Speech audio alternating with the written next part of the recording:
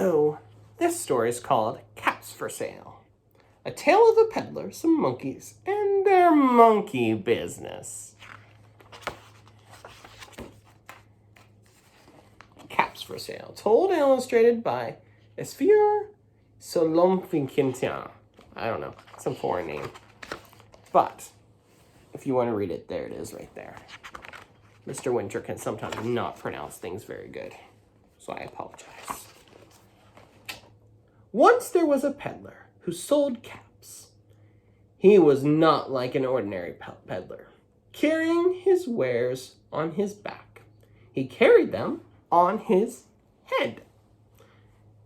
He had his own checked cap, then a bunch of gray caps, and a bunch of brown caps, then a bunch of blue caps, and on the very top, a bunch of red caps. He walked up and down the streets, holding himself very straight, so not to upset his caps. He went along, caps for sale, 50 cents a cap. I have my caps too. One morning, he couldn't sell any caps. He walked up and down the street, and he walked up and down the street, calling, caps for sale, 50 cents a cap. But nobody wanted any caps that morning. Nobody even wanted a red cap. He began to feel very hungry. But he had no money for lunch. I think I'll go for a walk in the country, he said. And he walked out of town slowly as to not upset his caps. He walked for a long time until he came to a great big tree. That's a nice place for a rest, thought he. And he sat down very slowly underneath the tree, leaned back little by little against the tree trunk so not to disturb the caps on his head. He put them on his head to feel as if they were straight. First, his own checkered cap, then the gray caps, then the brown caps, then the blue caps, then the red caps on the very top.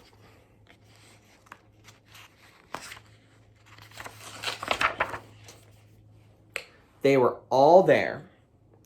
He went to sleep. He slept for a long time.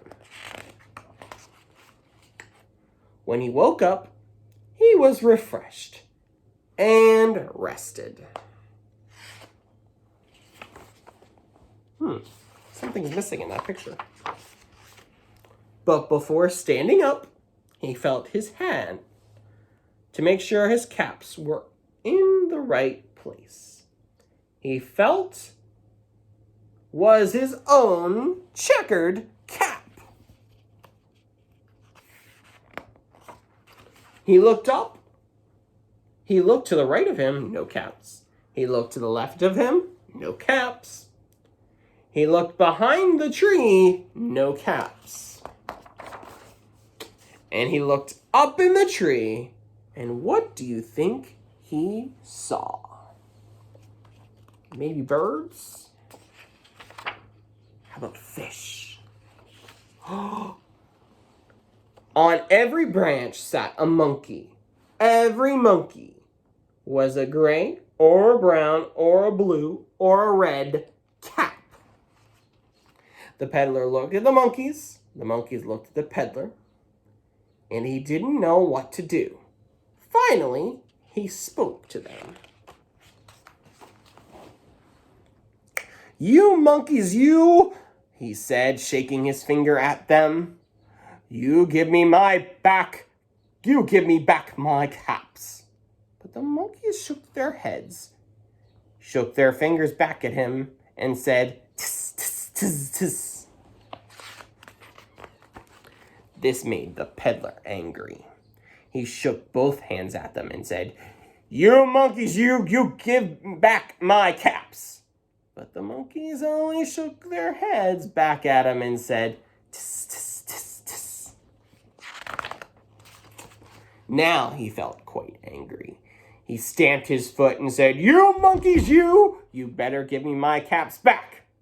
But the monkeys only stamped their feet back at him and said, "Tis, tis, tis, tis." Oh, ah, ah, ah. By this time, the peddler was really, very, very angry. He stomped both feet and shouted, "You monkeys, you must give back my caps." But the monkeys only stamped both their feet back at him and said, "This."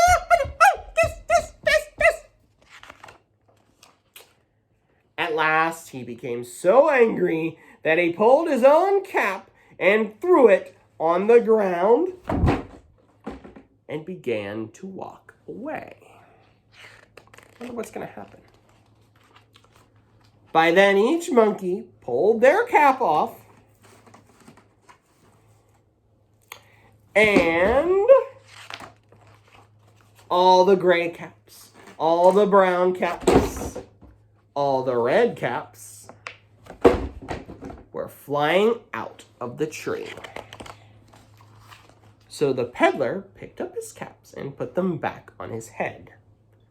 First his own checked cap, then the gray caps, then the brown caps, then the blue caps, then the red caps on the very top. And slowly, he walked back to town, calling, "Caps, caps for sale, 50 cents a cap."